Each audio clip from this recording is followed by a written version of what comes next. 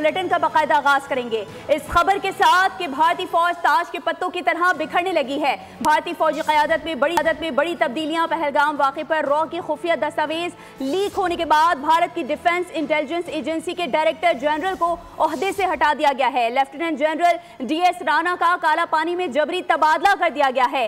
Leak दस्तावेज ने raw का आलमी सतह पर मजाक बना दिया और पहलगाम ऑपरेशन की सदाकत पर भारतीय हुकूमत को कटहरे में ला खड़ा किया। अपडेट कर रहे हैं आपको इस हवाले से। लीक फाइल जनरल राणा की जाती हिफाजत में दी गई थी जो उनके दफ्तर से मीडिया तक पहुंची।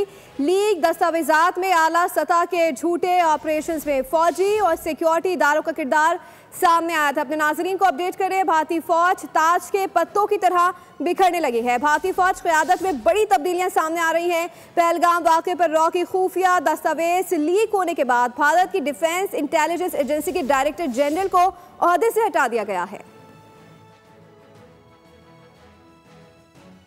और नाजरीन, अब खबर यह है कि वज़ीर-ए-आज़म शहबाज शरीफ ने सऊदी और इमाराती सफ़ीरों से मुलाकात की है। सऊदी सफ़ीर नवाफ बिन सईद अल माल्की के जरिए शाह सलमान और वली अहद मोहम्मद बिन सलमान के नाम नेक तमन्नाओं का इजहार किया। शहबाज शरीफ ने पहलगाम वाक़े के बाद जनूबी एशिया में अमन व अमान की मौजूदा सूरत हाल पर पाकिस्तान का मौक़िफ़ बयान किया। शहबाज शरीफ ने भारतीय इल्ज़ामात मुस्तरद कर दिए। कहा, बगैर किसी सबूत पाकिस्तान को मोरद इल्ज़ाम ठहराया जा रहा है। हमारा मुतालबा है कि वाक़े की शफ़ाफ और गैर जानिबदाराना तहकीकात कराई जाएं।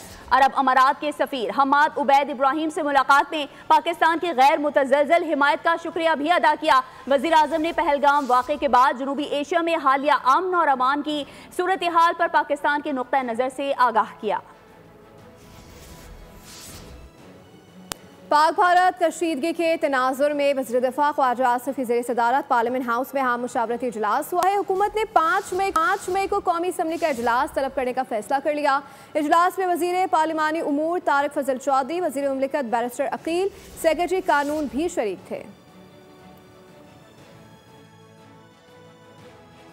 तो उधर पाकिस्तान ने सिंतास मुआहदे की मुअत्तली पर भारत को बाकायदा नोटिस देने का फैसला कर लिया है। नोटिस नई दिल्ली में भारतीय हुकाम के हवाले किया जाएगा। भारत 15 दिन में नोटिस के जवाब देने का पाबंद होगा। मुआहदे की यकतरफा मुअत्तली की ठोस वजूहात तलब की जाएंगी। भारत के जवाबात की रोशनी में पाकिस्तान लाए अमल तय करेगा। पाकिस्तान जरूरत पड़ने पर आलमी अदालत इंसाफ से भी रुजू करेगा। और नाजरीन, अब खबर यह है कि फॉक्स न्यूज़ को इंटरव्यू में अमेरिका के नायब सदर JD वेंस ने कहा है कि यकीनन जब भी आप किसी हसास इलाके में कशीदगी को बढ़ते हुए देखते हैं, ख़ास तौर पर 2 एटमी ताकतों के दरमियान, तो तशवीश पैदा होती है। हम भारत और पाकिस्तान दोनों के साथ करीबी राबते में हैं। उम्मीद करते हैं कि भारत पहलगाम हमले का ऐसा जवाब दे जो खित्ते में किसी बड़े तनाज़े का सबब ना बने। और हम ये भी उम्मीद करते हैं कि भारत पाकिस्तान के साथ ताउन करे ताकि इन दहशतगर्दों का पीछा किया जा सके और इनसे निपटा जा सके। हम चाहते हैं कि हालात उसी तरह से आगे बढ़ें। हम मुसलसल राब्ते में हैं। देखते हैं आगे क्या होता है। नाज़रीन, पहलगाम फर्स्ट फ्लैग हमला सिक्योरिटी की नाकामी है। रॉ के साबिक सरबराह अमरजीत सिंह दौलत का एतराफ़ सामने आ गया। BBC को इंटरव्यू में रॉ के साबिक सरबराह का कहना था कि पाकिस्तान भारत जंग का मतलब न्यूक्लियर जंग है। जंग आखिरी और बदतरीन ऑप्शन है। कश्मीरी मुसलमानों के खिलाफ भारत में तशद्दुद गलत है। कश्मीरियों का कोई कसूर नहीं। नाजरीन, भारत बयानिए की जंग हार गया। हक़ाइक़ सामने लाने पर मोदी सरकार घबरा गई। कुछ बस ना चला तो वज़ीर-ए-आज़म पाकिस्तान मियां मोहम्मद शहबाज शरीफ और ISPR के यूट्यूब चैनल्स ही ब्लॉक कर दिए। पाकिस्तानी सिख कम्युनिटी ने हालिया पाक भारत कशीदगी में पाकिस्तान की मुकम्मल तायद का ऐलान कर दिया। चेयरमैन पाकिस्तान सिख कम्युनिटी राधेश सिंह ने कहा कि पहलगाम वाक़े की शदीद अल्फाज में मज़म्मत करते हैं। तमाम दुनिया और पाकिस्तान की सिख कम्युनिटी पाकिस्तान के साथ है। सरबत सिंह ने भारत को खबरदार किया कि ऐसा ना हो कि पाकिस्तानी सिख गोल्डन टेम्पल तक पहुँच जाएँ और अरदास करें। हरभजन सिंह और वरियाम सिंह ने कहा कि हम पाक फौज की शाना बशाना खड़े हैं। पाकिस्तान हमारा मुल्क, ज़मीन और माँ है। पाकिस्तान और भारत में तनाव और खित्ते को दरपेश मुमकिन खतरात। अक़वाम मुत्तहिदा में पाकिस्तान के मुस्तकिल मंदूब आसिम इफ्तिखार ने अक़वाम मुत्तहिदा के सेक्रेटरी जनरल अंतोनियो गुतेरेस से मुलाकात की है। जनूबी एशिया की मौजूदा सूरत हाल पर बात की गई। पाक भारत कशीदगी की फ़िज़ा कैसे कम की जाए, इस पर दोनों ने गौर किया। आसिम इफ्तिखार ने खित्ते में अमन के लिए पाकिस्तान के अज़म का इआदा किया।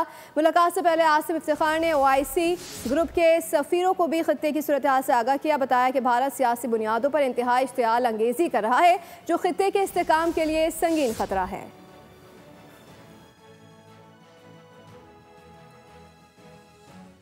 पहलगाम हमले के बाद भारतीय इकदाम के खिलाफ लंदन में भारतीय हाई कमीशन के बाहर जबरदस्त एहतजाज किया गया। एहतजाजी मुजाहरे में पाकिस्तानियों के अलावा सिख कम्युनिटी ने भी बड़ी तादाद में शिरकत की।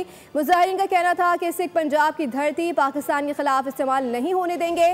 भारत ने आबी दहशतगर्दी की तो भारी कीमत अदा करनी पड़ेगी। मोदी सरकार के पाकिस्तान पर झूठे इल्जामात। लंदन में पाकिस्तानी और सिख कम्युनिटी इकट्ठी, भारतीय हाई कमीशन के बाहर भरपूर एहतजाज किया। मुजाहिरीन ने भारतीय हुकूमत के खिलाफ शदीद नारेबाजी की। मुजाहिरीन का कहना था कि पाकिस्तान भारत की धमकियों से खौफजदा नहीं होगा। ओवरसीज पाकिस्तानी अपनी अफवाज के साथ खड़े हैं। स्पेन के शहर बार्सिलोना में पाकिस्तानी कश्मीरी कम्युनिटी ने भी भारत के खिलाफ एहतजाज किया। भारत दहशतगर्द, पाकिस्तान जिंदाबाद, पाक फौज जिंदाबाद के नारे लगाए। ओवरसीज पाकिस्तानियों ने पाक फौज से मुकम्मल यकजहती का इजहार किया। दुनिया के सबसे बड़े सयाहती मकान आईफल टावर पर भी भारत के खिलाफ एहतजाज हुआ। पाकिस्तानी, कश्मीरी और सिख कम्युनिटी एहतजाज में शरीक हुई। मुजाहिरीन की इंडियन हुकूमत के खिलाफ नारेबाजी। पाक फौज से सारे यकजहती के लिए army chief general Asim Munir के हक में नारे लगाए। सब्सक्राइब करें और बेल दबाएं ताकि कोई खबर रह न जाए।